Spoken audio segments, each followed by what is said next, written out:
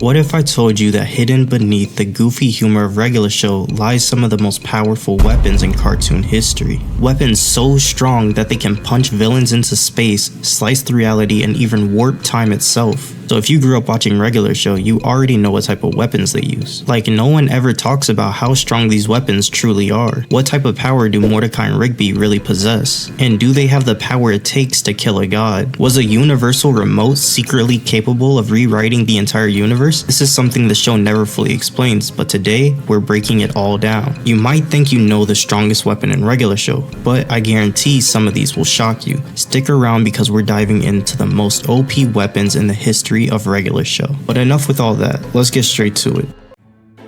Season 1, Episode 1.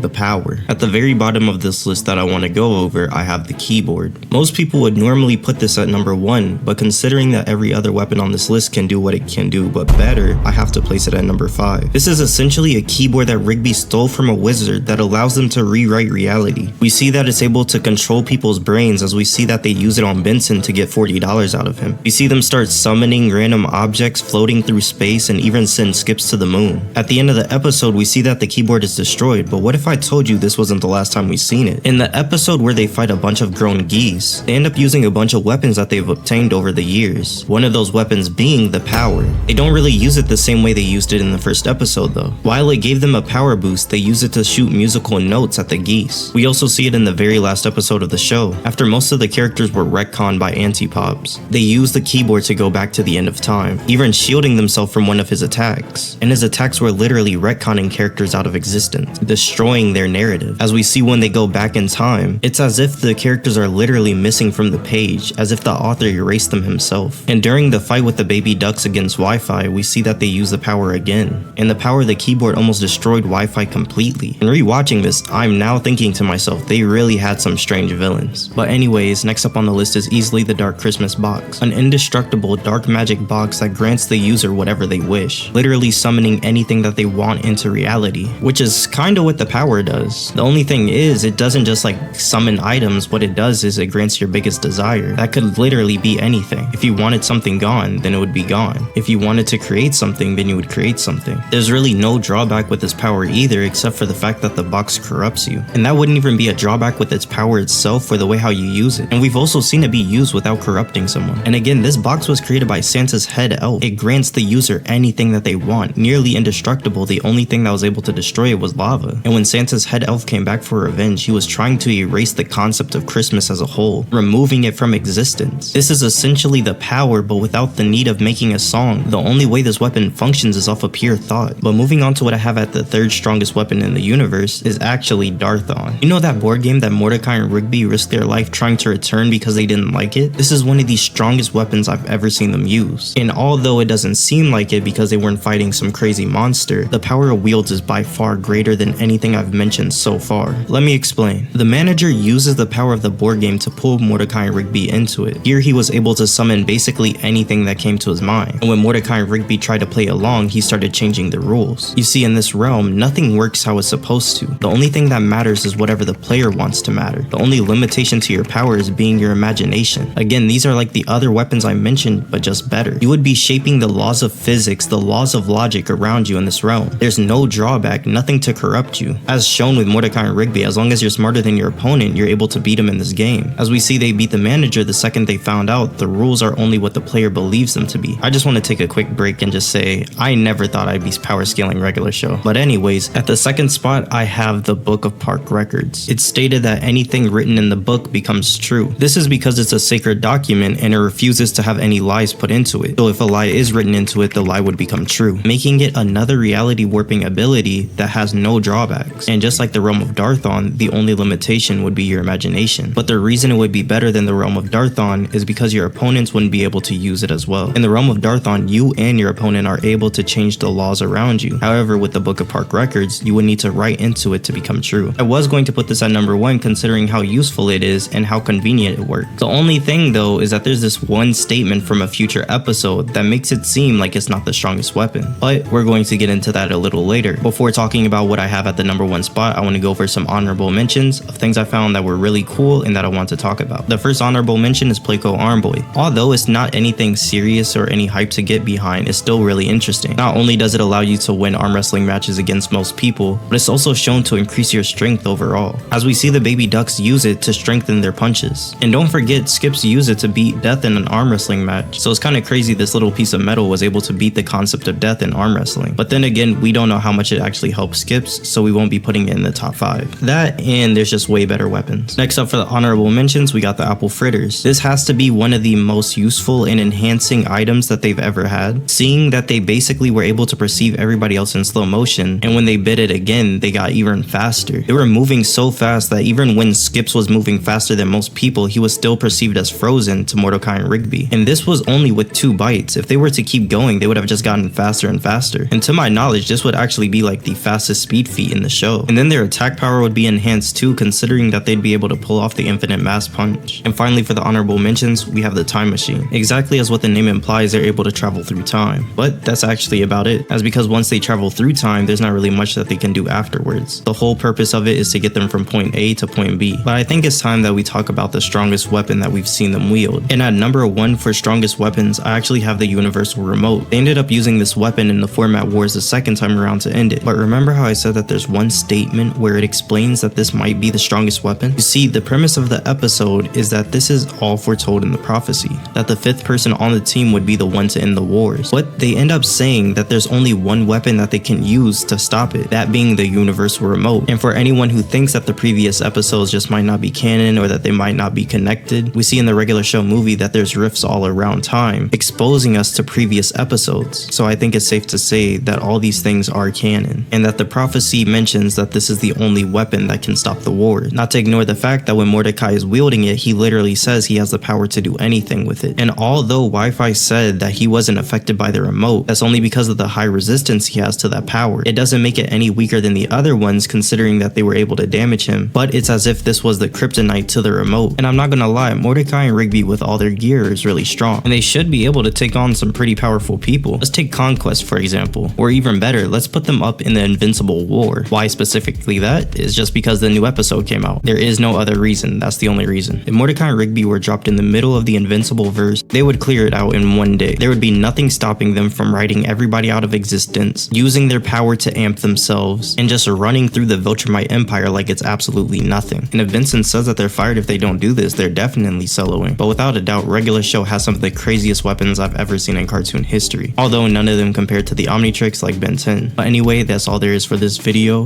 Hope you guys enjoyed like always. If there's anything that you want us to cover, leave a comment down below. Y'all have a good day and God bless. I wonder if I wrote down in the Book of Park Records that Copycat Ninja finally learns how to read, that he could finally learn how to read. You get it? Because he's dyslexic.